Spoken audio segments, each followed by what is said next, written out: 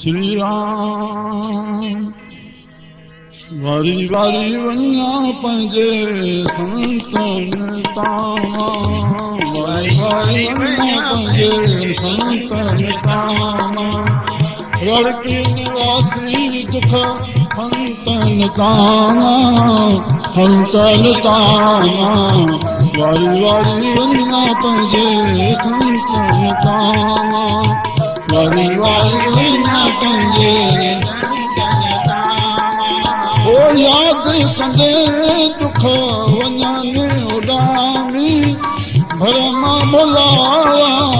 वञनि उॾामी ओ याद कंदे दुख वञनि उॾामी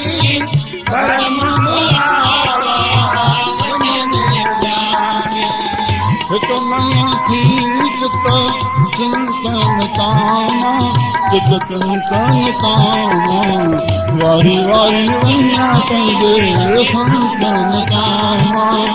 भले वारी वञा पंहिंजे संतन सेवा मां फलो मिले थो सघेरो कटिजी वञे चौरासी जो फेरो सेवा मां फलो मिले थो सघेरो कटिजी वञे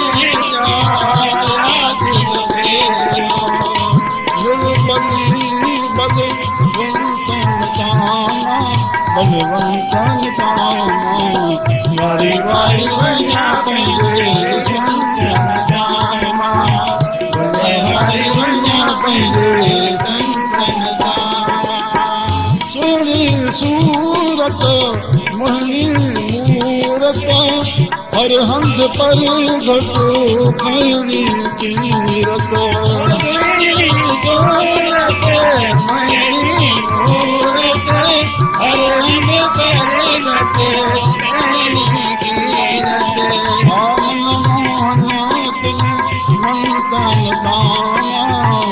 मंतन तां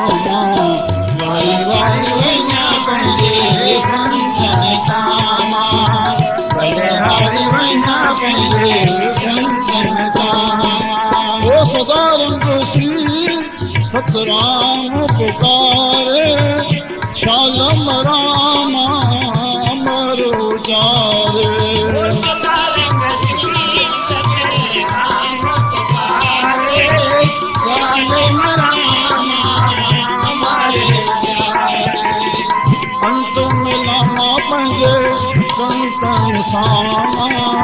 कंतन सामा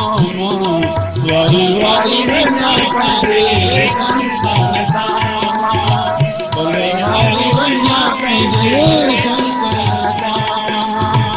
रड़की निवासी दुख हंतन तां दुख हंतन तां वारी वारी वञा पंहिंजे